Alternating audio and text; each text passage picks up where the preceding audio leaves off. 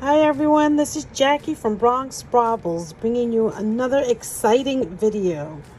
This video is on my recent jewelry haul. This is not all from my last haul. I actually went a little buck wild and bought some fabulous things, but this particular haul came from two specific locations: Cold Springs and the New York City Housing Works in Chelsea.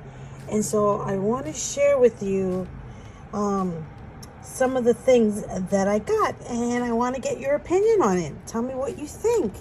Let's get started with this piece right here. Look at that. This is a classic Bakelite brooch, and I've always wanted one of these. I don't have one. This is my first cherry Bakelite brooch, and I just think it's super duper. I was so fortunate enough to get this at my Cold Spring Harbor haul, and I got it from this woman who this is her shop. This is some of the work that she has. It's her business card, and it's called Judy's Bungalow, a house of handcrafted accessories. You know, while I was there, I wish I took a picture of her shop, and I'm going to see if I can find some pictures online that I can show you, because her shop is really unique. She's an artist. She's a senior, and she likes to do these like wacky little like zombie dolls, I would call them. I wish I took a video of it. I didn't. But look at this. This is another Bakelite that I got from her, and this is earrings. Okay, these are beautiful, and these earrings are, I guess, cherry amber, and I thought that they were dress clips, and you don't really see these that much anymore. So I would guess that this came from the 1940s, I want to say. And most of the time you see this with the green leaves. This one's all red. And I have this book here. It's called Collecting Plastic Jewelry. And in the front cover, you can see something very similar. This one has an oval thing, and this one has a bow. I happen to like this one much better. But I'm going to leave this book out because I'm going to take a video of it for you guys if you're interested in seeing it. So back to the jewelry. We also have this Bakelite piece that I got from Judy's Bungalow, and this is a serpent. And look at the diamond eyes and the diamond backs on this beautiful Bakelite brooch with gold touch on it. And you can see how it's set. The safety catch is set in a very rudimentary way, and I think this looks really cool, crawling up someone's lapel. So these three are Bakelite. Then let's take a look at this here. I really like this a lot because it kind of reminds me of Grupo Chanel. That big stone right there is made of glass, and it is quite heavy. And then it has this filigree back to it, and in the front it has rhinestones and emerald rhinestones, clear rhinestones and emerald rhinestones, and it's kind of like a little floral, and I think a man or a woman can get away with wearing this. This is a really nice piece. And then take a look at this piece. This here is a Victorian sash piece. The Victorians were known for big, bold pieces. And just look at the way the back is secured. So let's take a look at that back for a little bit. You don't really see backings like that, with that stone like that. And I would think that this stone is probably like a copy of Alexandrite, because it looks like it changes colors like Alexandrite from a wine to like a purple. Some might even call this amethyst. I don't think it's a real stone. I think it's made of glass, which is very typical for these pieces in Victorian era. And these pieces were made for the gowns that they wore. They had these sashes, and the sashes, you know, had a bit of weight to it. These bold, big, fabulous pieces were made to hold up those fabulous fabrics. The Victorians were a bit showy, and you can see this is going into the Art Nouveau period. But I love these pieces, and look at that. It's a C-clasp, and these pieces, I don't know, they range, I want to guess around $125, I'm guessing. And look at this one. Wow, this one, the stone caught my eye. That stone looks like a zircon. It's so beautiful. And look at the way the back is constructed. It's filigree, and there's like 2 layers, and it's soldered together. This one happens to have a C-clasp.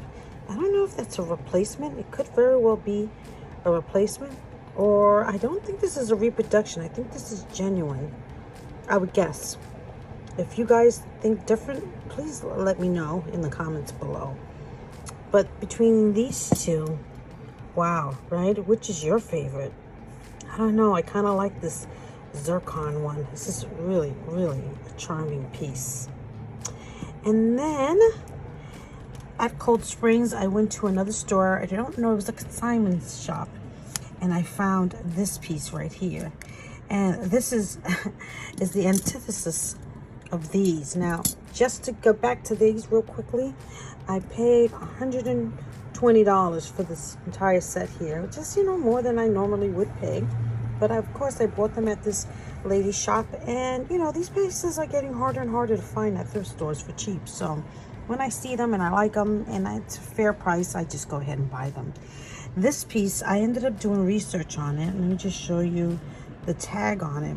And the tag helped me to identify this piece, LN. And when I did my research on this piece, the LN stands for Laura Nicolova. Laura Nicolova. I'm so terrible with these words and pronunciation with my Spanish Bronx accent. This is a necklace. It's LH, and they're sold in museum shops mostly. And this is a $250 necklace that I ended up paying, I want to say, I don't know, I think $30. But I will say that there's a piece here missing, and I'm gonna get it repaired. You see how it's missing one of these little stones? And I will get that repaired. Just love this modern piece, and it's so different from these pieces over here. Then from there, I went to the Housing Works in New York City on Chelsea, 17th Street. I want to say between 5th and 6th. I could be wrong about that. Up the street from Pippin Vintage.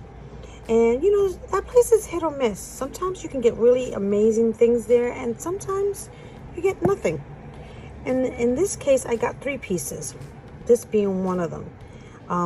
You can see the C-clasp, you can see the rivets, the rhinestones, and the interlocking circles. Everlasting, forever, love. I guess it's a pretty good companion to these other 2. So that's a cool set there. And then I got these amazing flaming Aurora Borealis clip-on earrings, and they are not signed. I think I paid $10 for these. When I put them on, they were just glowing on my ears, and I kind of was attracted to it. I kind of want to do a video on drag queens. Let me know if that's something that you'd be interested in watching, drag queen jewelry, RuPaul type things. This will probably be in it, because this to me kind of is the epitome of beauty queen, drag queen, or just somebody who is daring and bold. Big earrings are really making a huge comeback. So I can see somebody really totally loving that.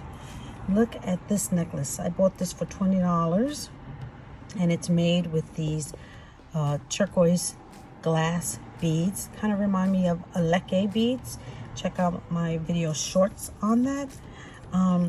Speaking of videos, you should also check out my video on short video on Leo Bakelite. He's actually buried in the Sleepy Hollow Cemetery, which is like 10-15 minutes from where I live. So I took a visit and paid my respects to Leo Bakelite. But back to this piece here. This is by a designer called Annabelle Thom.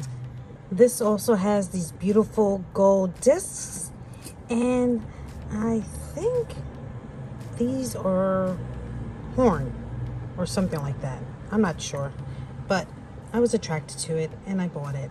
So I'm running out of space on my phone. So what do you think, people? This is my haul. Which is your favorite? My favorite has to be this because of that color. Oh, just dream about. And this Martin piece, because it's something I don't have already in my collection. And probably this Bakelite. So which one of these is your favorite? Let me know. Take a look at my shorts. I've been throwing up a lot of shorts, and I want everyone to wear their beautiful vintage costume jewelry in good health. Stay bold, stay fierce, and stay fabulous. Ciao! Hola familia! If you like my content and want to be part of this vintage costume jewelry tribe, don't forget to hit subscribe, like, and leave me a comment. Love to hear from all of you. Ciao!